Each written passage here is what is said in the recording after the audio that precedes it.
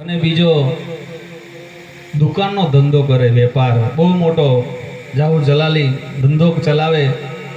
બંને જણા પણ એક જજની નોકરી કરે અને બીજો દુકાન ચલાવે. એટલે બહુ દુકાન ચાલે, લીલા લહેર.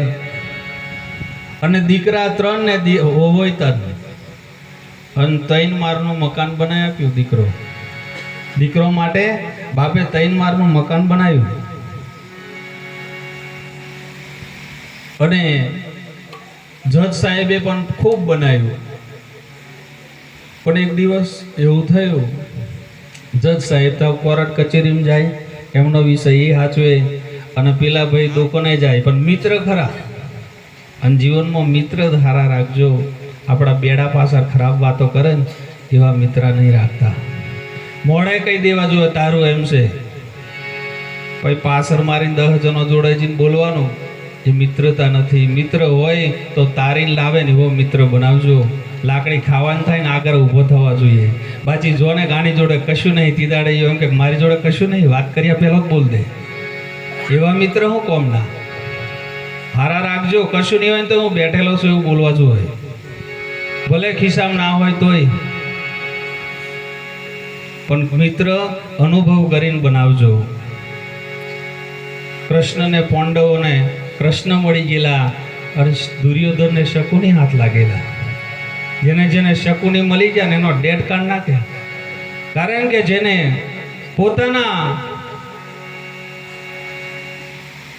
અહીં પારકાનું ધન, જે પારકાનું ધન લેવા ગયા ને એમાંથી મહાભારત ઊભું થયું. અને જેને છોડ્યું ને એમાંથી રામાયણ ઊભું થયું.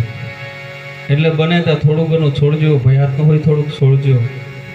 મોટા ભાઈ હોય એટલે નાનાનું પૂરું નહીં કરવાનું. એક પેલો દેડકાવાળી વાત થાય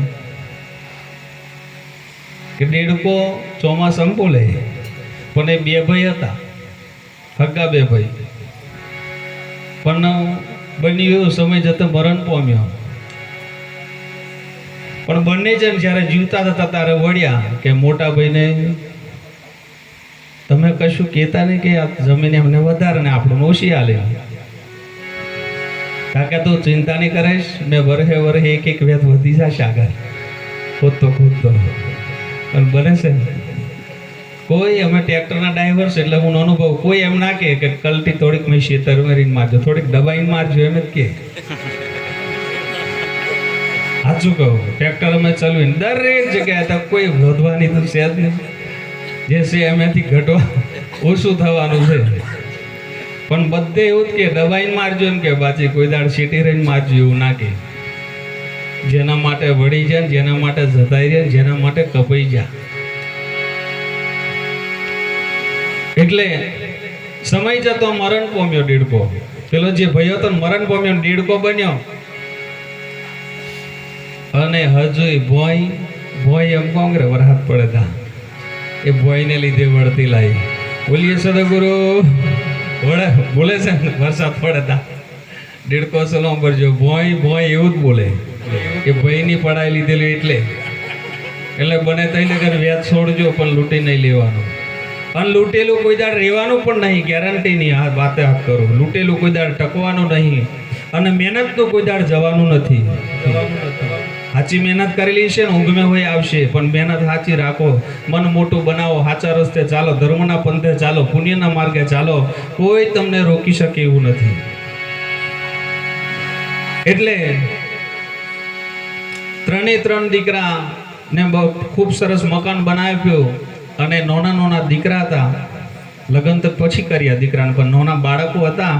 અને જ્યારે જજ સાહેબને કીધું કે સાહેબ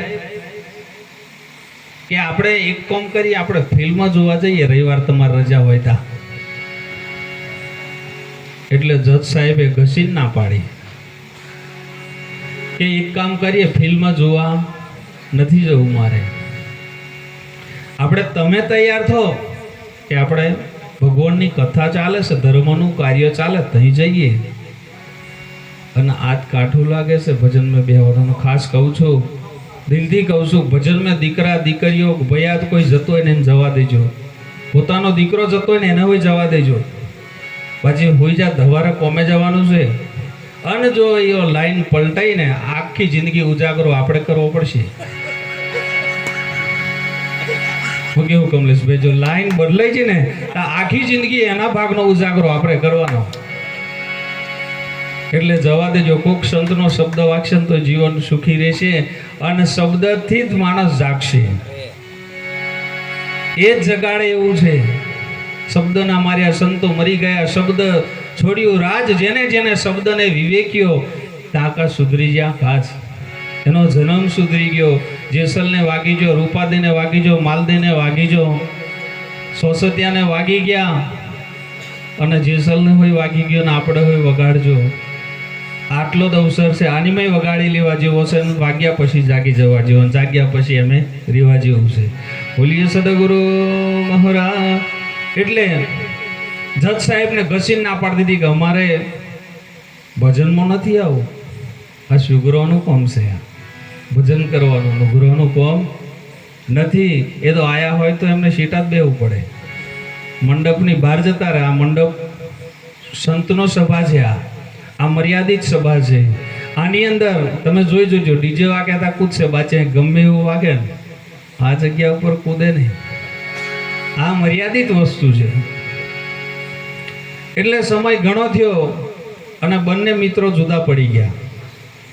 વધારે સમય જો તે બે મિત્રો ભેગા ના થાય, દૂર દૂર જતા રહ્યા. એટલે પણ બન્યું એવું કે બાપને એવું થયું પેલા શેઠને કે હવે મારે બધું આ સોરણ ઓપી દેવા દે.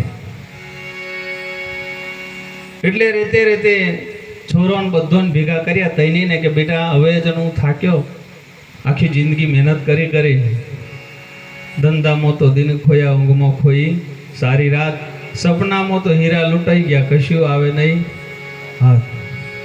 એટલે હંગાત કરતા રહેવું જેવું છે, હાથે આવે એવું.